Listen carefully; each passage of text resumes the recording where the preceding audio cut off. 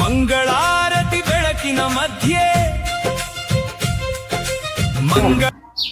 ಬೋಲೋ ಪಾರ್ಶ್ವನಾಥ ಭಗವಾನ್ ಕಿ ಜೈ.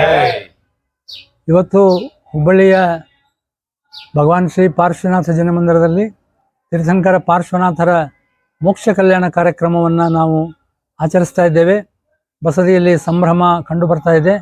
23ನೇ ತೀರ್ಥಂಕರ ಪಾರ್ಶ್ವನಾಥರ ಮೋಕ್ಷ ದಿನವಾದ ಇಂದು ಕಲಿಕುಂಡ ಆರಾಧನೆಯೊಂದಿಗೆ ಭಗವಾನ್ ಸ್ವಾಮಿಗೆ ನಮನಗಳನ್ನು ಸಲ್ಲಿಸುತ್ತಾ ಭಕ್ತರು ಅವರ ಜೀವನ ಚರಿತ್ರೆಯನ್ನು, ಅವರ ಗಾಥೆಯನ್ನು ಸ್ಮರಿಸಿಕೊಳ್ತಾ ಇದ್ದಾರೆ. 22ನೇ ತೀರ್ಥಂಕರ ನೇಮಿನಾಥರ ಶ್ರಮಣ ಪರಂಪರೆಯ ಬೋಧನೆಯ ನಂತರ ದೀರ್ಘಕಾಲ ಅವರ ಶಾಸನ ಕಾಲ ಇತ್ತಾದರೂ ಅಂತ್ಯದಲ್ಲಿ ಸಮಾಜದಲ್ಲಿ ದುಷ್ಟ ಚಟುವಟಿಕೆಗಳು ಹೆಚ್ಚಾಗಿ ಸಮಾಜ ಅಲ್ಲೋಲ ಕಲ್ಲೋಲ ಸ್ಥಿತಿಯನ್ನು ಸ್ಥಾಪಿಸುವಂಥ ಸಂದರ್ಭದಲ್ಲಿ ಕ್ರಿಸ್ತಪೂರ್ವ 10ನೇ ಶತಮಾನದಲ್ಲಿ 23ನೇ ತೀರ್ಥಂಕರರಾಗಿ ಪಾರ್ಶ್ವನಾಥರು ಜನ್ಮ ತಳೆದರು.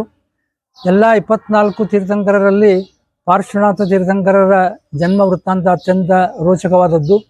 10 ಭವಗಳಲ್ಲಿಯೂ ಕೂಡ ಅವರು ಬಹಳಷ್ಟು ಉಪಸರ್ಗಗಳನ್ನು ಎದುರಿಸಬೇಕಾಯಿತು.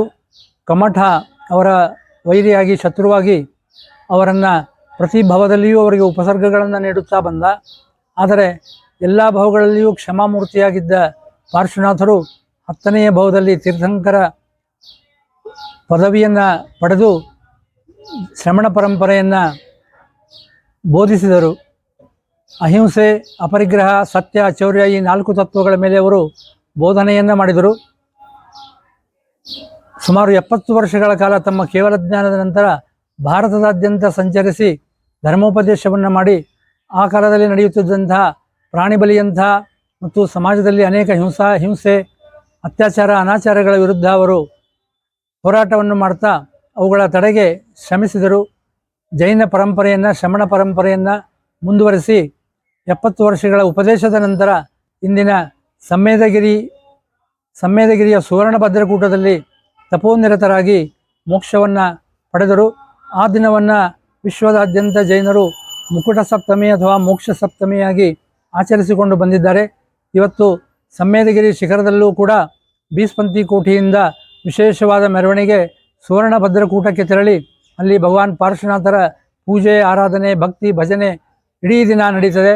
ಲಕ್ಷಾಂತರ ಜನರು ಅಲ್ಲಿ ಸೇರಿ ಪಾರ್ಶ್ವನಾಥರಿಗೆ ನಮನವನ್ನು ಸಲ್ಲಿಸ್ತಾರೆ. ಅಂಥ ಪಾರ್ಶ್ವನಾಥ ಸ್ವಾಮಿಗೆ ಹುಬ್ಬಳ್ಳಿಯ ನಾವು ಈ ಪಾರ್ಶ್ವನಾಥ ಜನಮಂದಿರದಲ್ಲಿ ಭಕ್ತಿಪೂರ್ವಕವಾಗಿ ಭಗವಾನ್ ಪಾರ್ಶ್ವನಾಥರಿಗೆ ನಮನಗಳನ್ನು ಸಲ್ಲಿಸ್ತಾ ಇದ್ದೇವೆ. ಒಲೆ ಪಾರ್ಶ್ವನಾಥ್ ಭಗವಾನ್ ಕಿ ಜೈ.